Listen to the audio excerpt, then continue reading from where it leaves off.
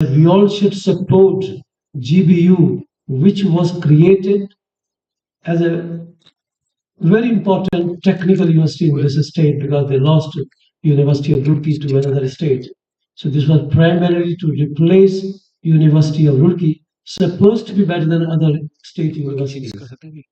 But I think because the system was different, government thought Noida authority is very rich. If he has been able to influence our great Chief Minister, Shri Yogi Adityanath ji, and he appreciates, and when he appreciates something, things will happen. So I'm very hopeful and happy on this. So I don't want to take much time. They are written 15 minutes. I think we are running short of time. I will give my time to my best friend, Mr. Rakesh Bhatnagar. When he became assistant professor, I was already professor for many years. And now, you see, he's the chief guest. So things move in this way, and we have had all the time interaction been successful in so what is yes, discuss with your vice chancellor, but I have the person who has been of good science to be doing that. Nevertheless, he's the vice chancellor who actually was traveling together and said, all the vice chancellor here, when I publish work, vice chancellor, so that I think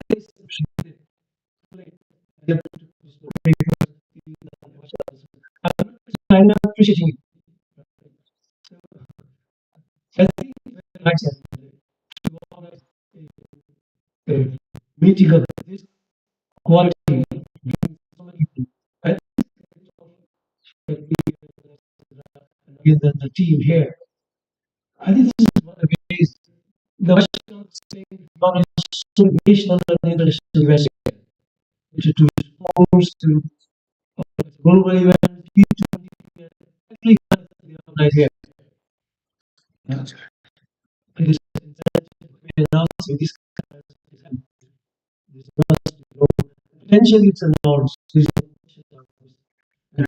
as vice chancellor with tremendous experience both in scientific achievements as well as with their administration. I appreciate that.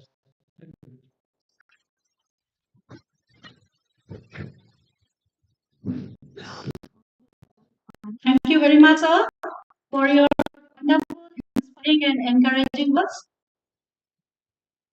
School of Biotechnology is privileged to have Professor Rakesh Bhatnagar as the chief guest today. Professor Rakesh Bhatnagar is currently holding the National Science Chair, School of Biotechnology, Jawaharlal Nehru University.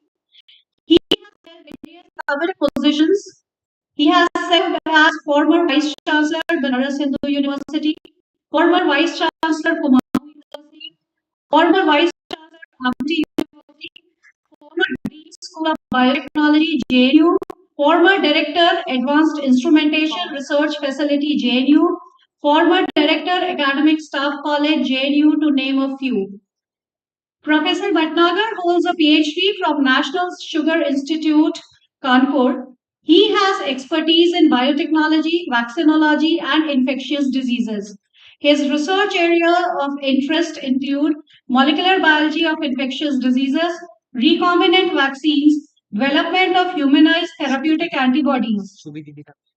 Professor Bhatnagar is a recipient of prestigious awards and fellowships. Few I would like to name here. National Science Chair, Sir, Department of Science and Technology, Ministry of Science and Technology, Government of India. President's Award for Innovation.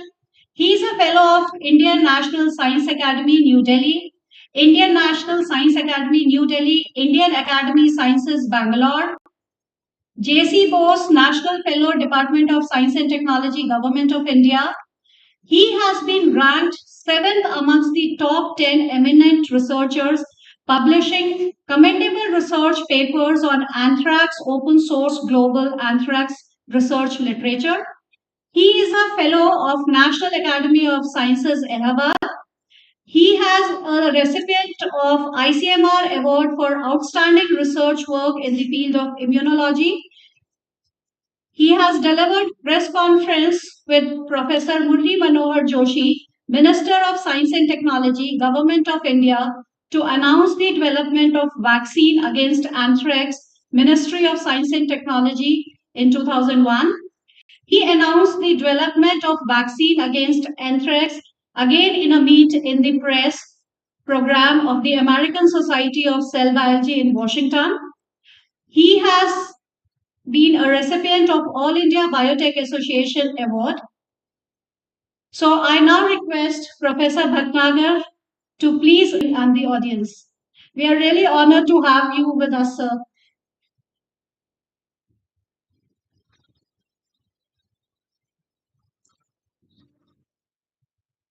Good morning. First of all, let me apologize that we could start the meeting a little late today. So I would like to thank you very much for inviting me for this great event, International Conference of Structural Biology and Drug Discovery. Respected Vice Chancellor, Professor Ravindra Kumar Sinha, and my great mentor, Professor T.P. Singh, he was very kind to me to tell things about me during his talk. But let me share with you, because of him, I am in India. Otherwise, I was doing well in the United States, and JNU started biotechnology program, first time in the country, and they were looking for practicing biotechnologies to teach biotechnology. And he was the one who picked my name.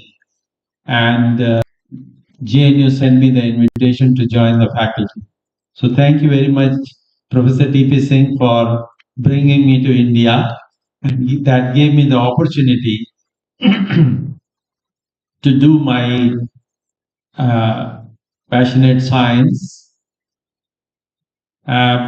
Professor Melkania, who happens to be originally from Kumayu University, Nainital, where I was Vice Chancellor once upon a time, Professor Nagendra Singh, and our Registrar, Professor Tripathi, distinguished guests, who are sitting in the front row, and I'm very glad to see the number of delegates. I think sometimes we run around to call our students at least sit so that the hall looks full. But over here, I can see the hall is, such a big hall is full. So I feel very glad that people are interested in coming and attending this important international conference on structural biology and drug discovery. Today I am going to talk in general about the innovation. Drug discovery is also one of the most important innovation you can do for the mankind. I was just reading a book written by a Harvard professor, William Kirby, the other day, and he wrote history about by research universities in the whole world. So 200 years back, they started in Germany. And Professor T.P. Singh and myself had the privilege to have our first exposure to high-tech research in Germany.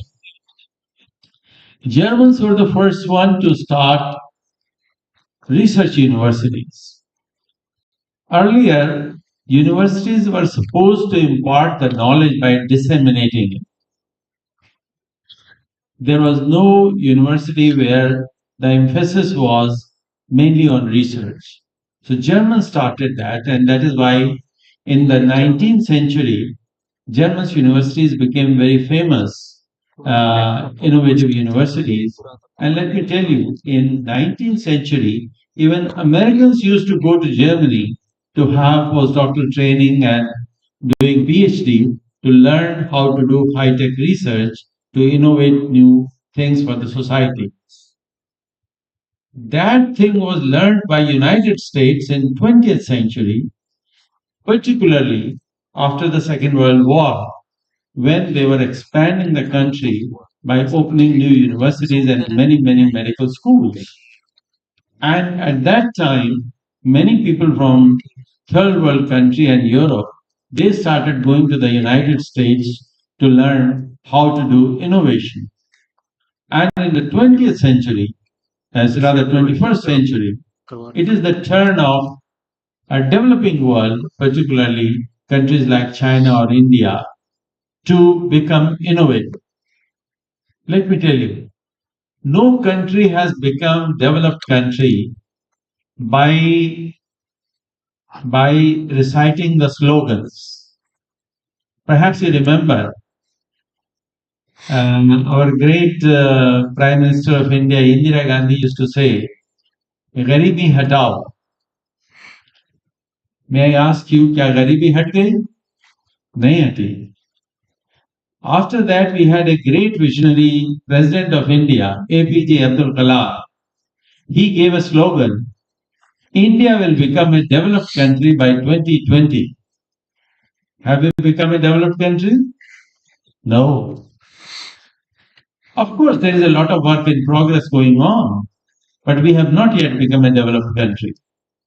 And now our visionary Prime Minister, Narendra Modi, has also given us a new slogan recently that India will become a developed country by 2047.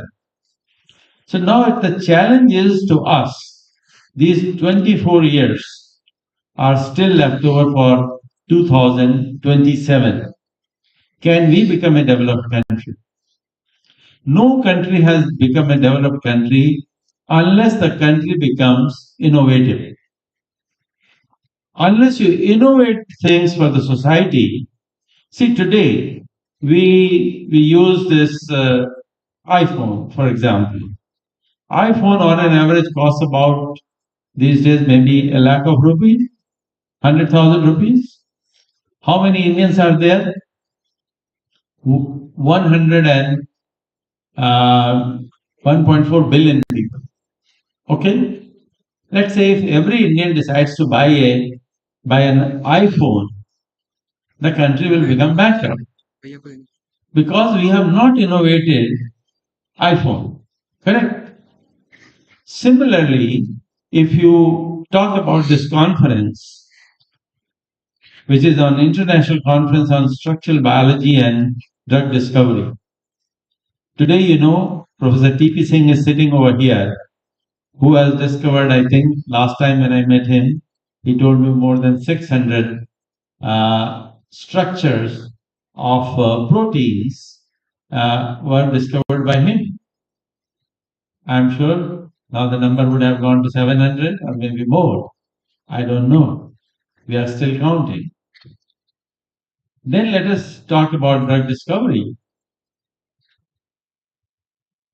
I think how many drugs have been discovered in India? I think it will be difficult to number. So unless we discover things for the society and for the globe so that we can export them, I don't think we can become a developed country.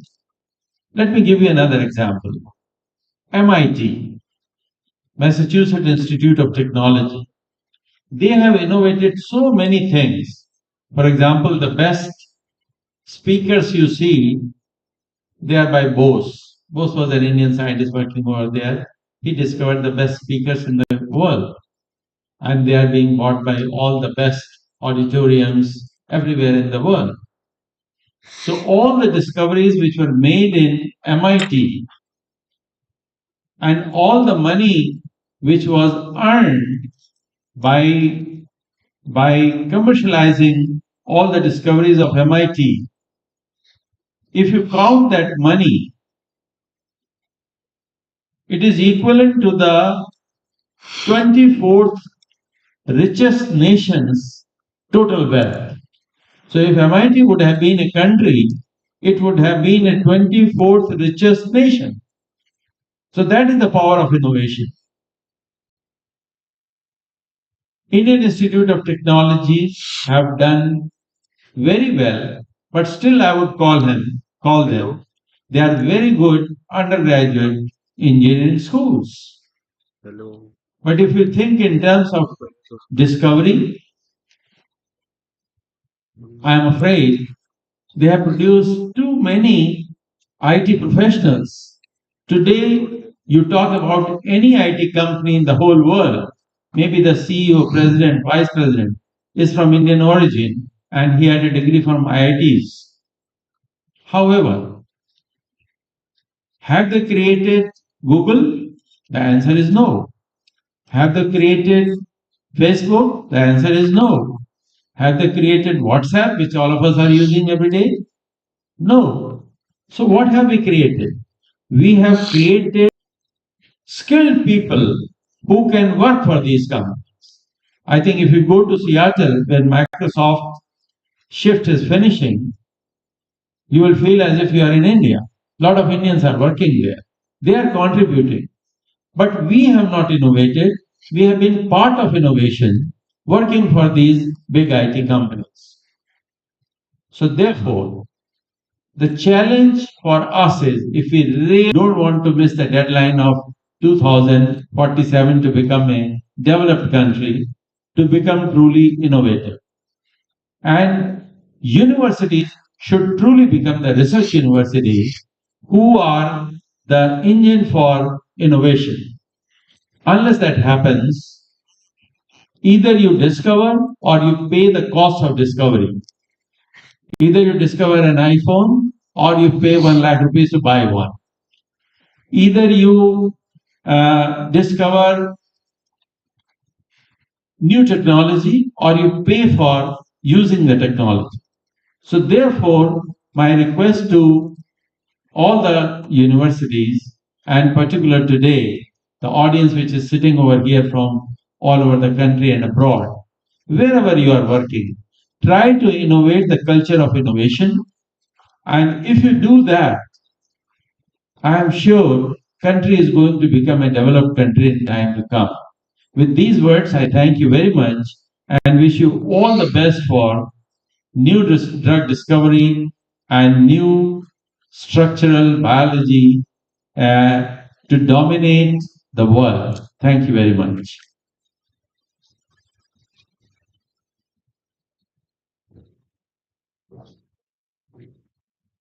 Thank you very much, sir, for your inspiring words.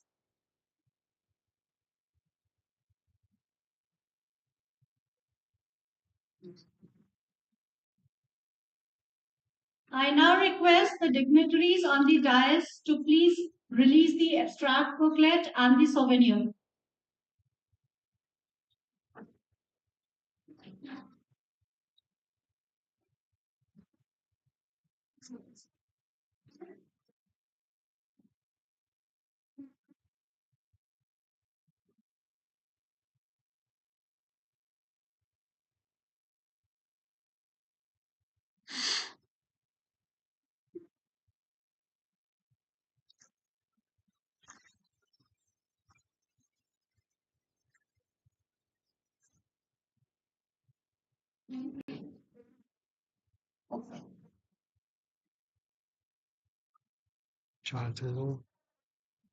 Charger battery लगाओ लगाओ description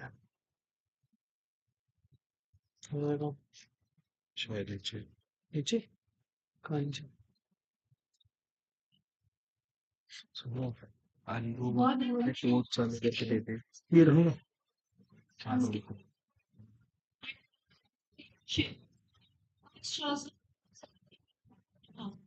Professor Singha holds an MSc in Physics from IIT Kharagpur, PhD from IIT Delhi in Fiber Optics and optoelectronics, and he did his postdoctoral research at Osaka and Kobe University, Japan. He has held various research and academic positions at the Indian Institute of Sciences, Bangalore, Birla Institute of Technology, Pilani, Delhi Technological University, to name a few. He has served as a professor of applied physics and chief coordinator of SciFac in the Mission Reach program of Technology Vision 2020 Government of India. Professor Sinha has been the director of three CSIR institutes: Central Scientific Instrument Organization, Central Electronics Engineering Research Institute, and Institute of Microbial Technology. He is a recipient of Fulbright fellowships and many other renowned fellowships and awards at national and international level. Professor Sinha's remarkable endeavors are evident through his publication records. He has authored more than 380 research papers in journals and conference proceedings, so R&D projects, 20 doctoral theses. He has mentored 39 technology development projects and facilitated their commercialization. Professor Sinha is a fellow of the International Society of Optics and Electronics, the Institute of Electronics and Communication Engineers, and the Optical Society of Finland. I now request Professor Sinha to kindly give presentation address.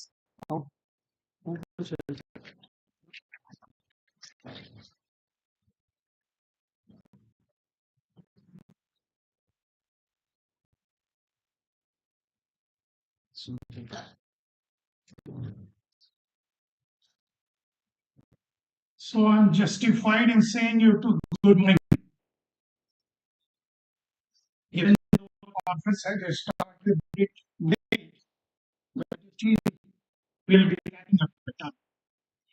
Ladies and gentlemen, distinguished guests, invited speakers, faculty members, researchers, scholars, delegates and participants. A very good morning to you all. I am deeply honored to stand before you today in the Gautam Buddha University in the inaugural functions of International Conference on Structural Biology and Drug Discovery, organized by our reputed School of Biotechnology. Indeed, it is a privilege to have such a distinguished gathering of scholars and experts in these fields with us today. We are honored to have with us a lineup of eminent speakers who have made significant contribution to the fields of structural biology and drug discovery. And I therefore feel happy to introduce and extend a warm welcome to each of our esteemed guests and participants. We start with Professor Rakesh Bhatnagar from Jawaharlal Nehru University, National Science Chair Professor, who joins as our chief guest. Professor Bhatnagar has been a driving force in the field of structural biology and is recognized for his outstanding research contribution. Indeed, I am very happy to be with him and I thank him for coming and agreeing our request. Professor T.P. Singh, our guest of honor, brings a wealth of knowledge and experience in drug discovery to this conference. We are privileged to have him with us today.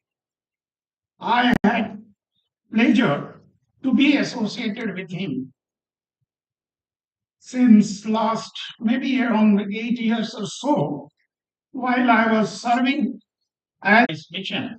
Even after joining to the GBU, I was connected to him in getting the improvement and the technology being developed by various CSIR labs, including this my own previous lab, that is CSIR Chandigarh, what they have achieved. So it was a matter of satisfaction that a mission was created, depending upon budget grant by the CSIR.